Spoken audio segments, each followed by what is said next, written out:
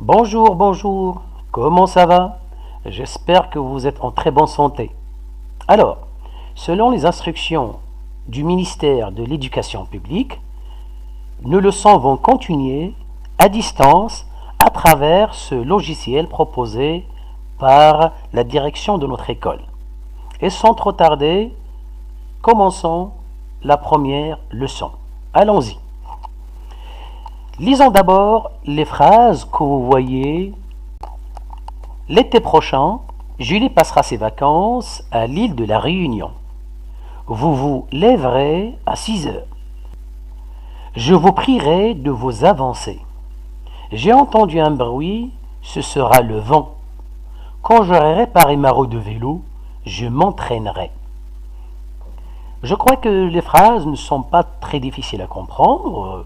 J'ai choisi des phrases plus ou moins avec des mots très connus, plus ou moins, à part quelques mots peut-être qui posent un problème, comme cette expression par exemple, l'île de la Réunion. L'île de la Réunion est une région en France, c'est une île qui se trouve en France, et vous voyez ici le R, c'est écrit avec majuscule, ça veut dire que c'est un nom propre. L'île de la Réunion désigne un endroit en France. D'accord. Maintenant, je vais vous demander de relever le verbe ou les verbes conjugués dans chacune de ces phrases. Commençons d'abord avec la phrase A. L'été prochain, Julie passera ses vacances à l'île de la Réunion. Quel est le verbe de conjugué, bien sûr, de cette phrase? Oui, tout à fait, vous avez raison, passera. D'accord. Passons à la deuxième phrase. Vous vous lèverez à 6 heures. Quel est le verbe conjugué dans cette phrase? Quel est le verbe? Lèverer. Ah non, vous n'avez pas relevé tout le verbe. Vous avez oublié une partie. Laquelle? Bien sûr, c'est celle-là. Vous. Le vous ici fait partie, du verbe. Le premier vous est un sujet. Le deuxième vous, on va découvrir ce vous c'est quoi quand on passera à donner les infinitifs de ces verbes. Troisième phrase. Je vous prierai de vous avancer. Quel est le verbe conjugué de cette phrase? Je vous prierai. Ah, non, pas je vous prierai. Rien que prierai. Le vous ici, ce n'est ni un sujet, ni fait partie du verbe, c'est un pronom complément d'objet direct. Ici, le verbe, c'est seulement prierai. Donc, c'est prierai. Faites attention, la bonne prononciation, c'est prierai. Comme s'il n'y a pas de E. Même si le E, il est là, on ne dit pas prierai, mais prierai la bonne prononciation. Bien sûr, pour avancer, elle est à l'infinitif. On ne veut que les verbes conjugués. D'accord. Passons à la phrase D. J'ai entendu un bruit, ce sera le vent. Quelle est la différence entre cette phrase-là et les trois premières phrases? Regardez bien. Il y a une différence entre cette phrase-là, la phrase D, et les phrases précédentes. Oui, c'est vrai. Dans cette phrase-là, il y a deux verbes conjugués. J'ai entendu et sera. D'accord. En ce qui concerne la dernière phrase, je vais laisser son analyse pour après. D'accord. Maintenant, je vais revenir à la première phrase et au premier verbe, passera. Quel est l'infinitif de ce verbe? Oui, passer, ce n'est qu'un verbe du premier groupe. Vous lèverez. Quel est ce verbe-là? Quel est l'infinitif de ce verbe? Vous lèverez. C'est se lever. Et c'est pourquoi ce vous, et en fait, c'est le pronom réfléchi. Bien sûr, après la conjugaison du verbe, ce pronom réfléchi, lui aussi, il change de forme selon la personne, bien sûr. Ça, c'est la deuxième personne du pluriel. Elle prend cette forme-là, vous. Bien sûr, pour les autres personnes, c'est me, te, ce, nous, vous et ce. Donc, il change de forme selon la personne.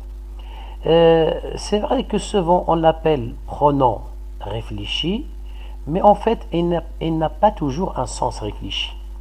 Il peut avoir d'autres sens. Il peut avoir un sens passif, il peut avoir un sens réciproque, et il peut avoir un sens réfléchi. Mais pour simplifier les choses aux jeunes élèves, on l'appelle tout simplement et souvent pronom réfléchi. D'accord. Passons maintenant à la phrase suivante et au verbe suivant. Prierai, c'est quel verbe? C'est le verbe prier. C'est un verbe du premier groupe qui veut dire demander. Prier, c'est demander pour simplifier les choses. Phrase suivante, j'ai entendu, c'est le verbe entendre, bien sûr.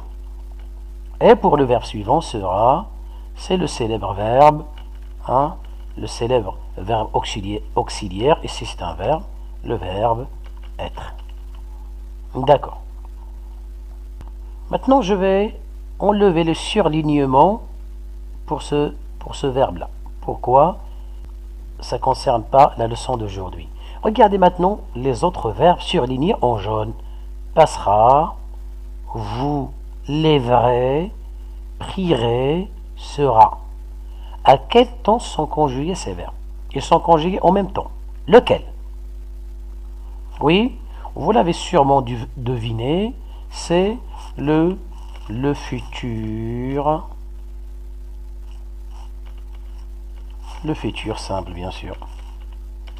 Ça, en fait, c'est la première partie et la grande partie de la leçon. Il reste une deuxième petite partie qu'on va aborder tout à l'heure. Et c'est pourquoi je vais dire le futur simple est. Et je vais mettre 3 points. Comme ça veut dire qu'il y a une autre partie plus courte qu'on va aborder après. Mais le temps principal de cette leçon, c'est le futur simple. Dites-moi d'abord, comment vous avez identifié le futur simple? En fait, c'est simple.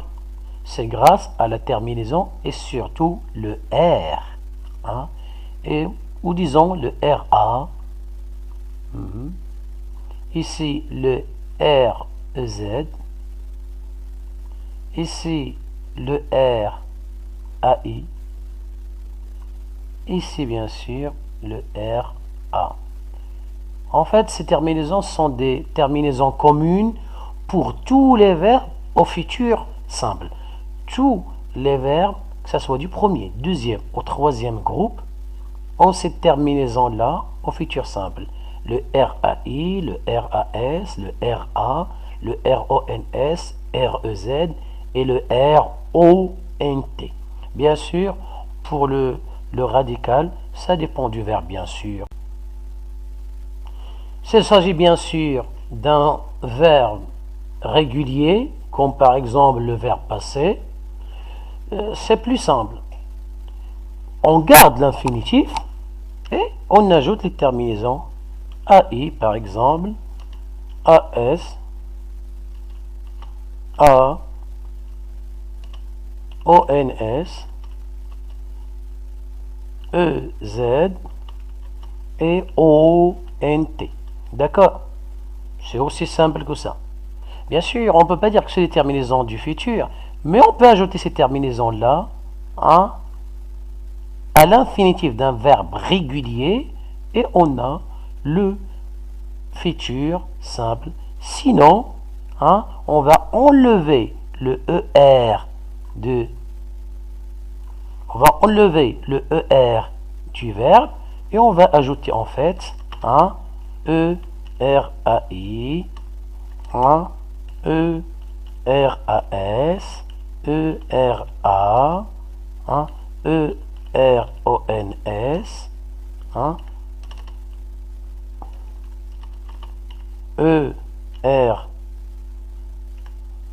EREZ et ERONT. Ça, ce sont les terminaisons exactes du futur simple pour les verbes du premier groupe. Sinon, la première manière est la plus simple. Pour les verbes du deuxième groupe, hein, finir. Lui aussi, on peut procéder de la même manière que tout à l'heure pour les verbes du premier groupe. On peut garder, hein, l'infinitif et ajouter seulement AI, hein, AS, A, et ainsi de suite. D'accord? Comme ce que nous avons fait pour les verbes du premier groupe. Seulement faites attention, pour les verbes du premier groupe, cette méthode ne marche pas toujours. Pour les verbes du premier groupe, il y a des verbes qu'on appelle des verbes irréguliers du premier groupe, comme le verbe par exemple appeler ou le verbe jeter, qui double le L à certaines personnes au futur. Mais généralement, pour la plupart du verbe du premier groupe, pour tous les verbes du deuxième groupe, cette manière-là, ça marche. D'accord. Donc généralement, ça ne doit pas vous poser problème. Le futur simple quant au verbe du premier groupe et aussi du deuxième groupe. Surtout pour le troisième groupe où il y a un peu de difficulté parce que vous savez bien que le troisième groupe est un groupe qui comprend toutes les irrégularités. Ça veut dire tous les verbes irréguliers, hein, appartiennent au troisième groupe. Et donc ça dépend. Regardez par exemple pour partir et sortir, ils se conjuguent comme les verbes du deuxième groupe. On peut garder sur l'infinitif et ajouter AI, hein, AS, A, ONS, EZ et ONT et ça marche. Je sortirai, tu sortiras, il sortira, nous sortirons, vous sortirez, ils sortiront. Je partirai, tu partiras, il partira et ainsi de suite. Il n'y a pas de problème pour ces verbes-là. Mais d'autres verbes du troisième groupe changent complètement de radical. Prenons par exemple le verbe aller, on va dire j'irai, hein, tu iras, il ira, ça change. Le verbe savoir, je saurai, pas je serai, je saurai, hein. Le verbe vouloir, je voudrais.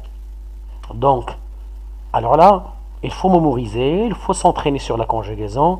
Il n'y a pas de règle pour les verbes du troisième groupe. C'est une question de mémorisation. Il faut apprendre par cœur. Pour le premier et deuxième groupe, hein, donc vous pouvez utiliser l'astuce que je vous ai donnée tout à l'heure.